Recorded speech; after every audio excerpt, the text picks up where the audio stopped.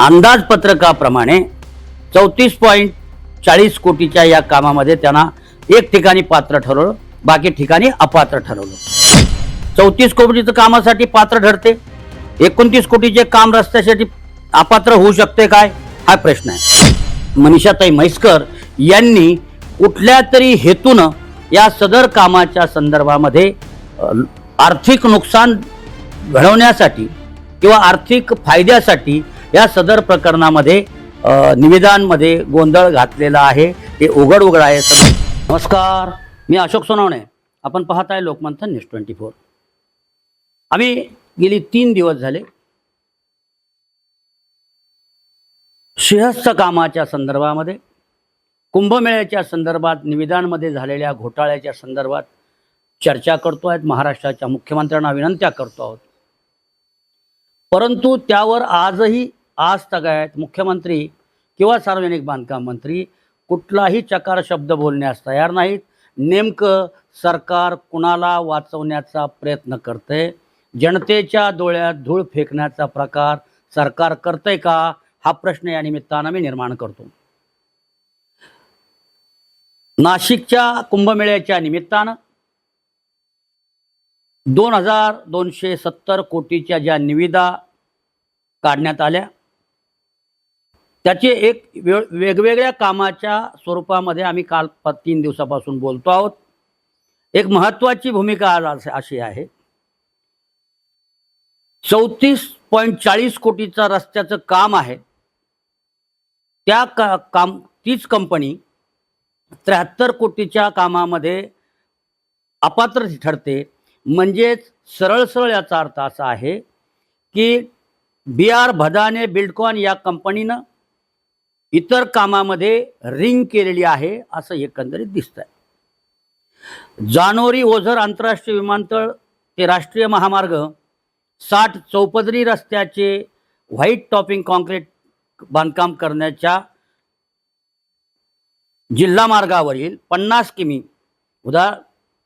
उदाहरणार्थ 13/00 ते 14/00 व राज्यमार्ग क्रमांक 37 किलोमीटर 133/700 ते 137/700 तालुका दिंडोरी जिल्हा नाशिक या कामाच्या याच्यामध्ये आर्थिक देकाराचा लिफाफा क्रमांक 2 उघडण्यास पात्र ठरलेले निविदाधारकाचे नाव, ठेकेदार कंपनीचे नाव जे आहे ते BR भदाने बिल्डकॉन।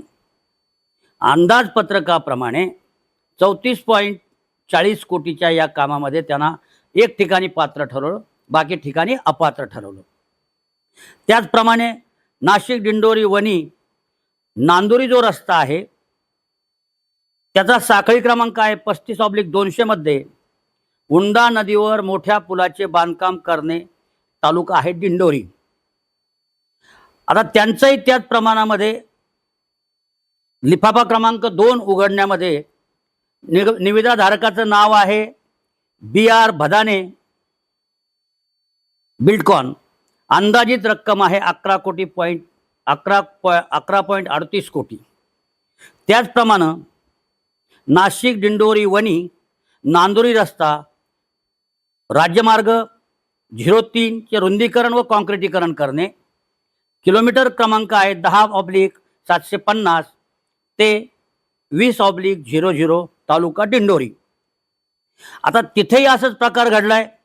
आर्थिक देकाराचा जो 2 नंबरचा लिफाफा आहे तो उघडण्यात आला, त्याच्यामध्ये त्यांना अपात्र ठरवण्यात आलं।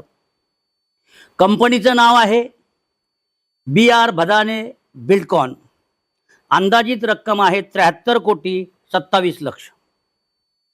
आता याच्यातून एक निष्पन्न होते की सदर कंपनी 34 कोटीचं कामासाठी पात्र ठरते, 29 कोटीचे काम रस्त्यासाठी अपात्र होऊ शकते काय, हा प्रश्न आहे।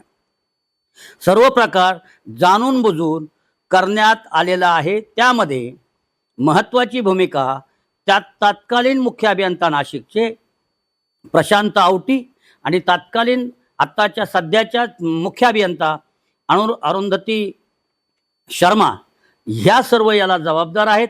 आणि 15 कोटीच्या वरील ज्या निविदा आहेत त्यामध्ये ज्या पद्धतीनं तत्कालीन मुख्य सचिव साहेबाच्या मनीषाताई म्हैसकर यांनी कुठल्या तरी हेतूनं या सदर कामाच्या संदर्भामध्ये आर्थिक नुकसान घडवण्यासाठी किंवा आर्थिक फायद्यासाठी या सदर प्रकरणामध्ये निवेदनांमध्ये गोंधळ घातलेला आहे, हे उघड आहे.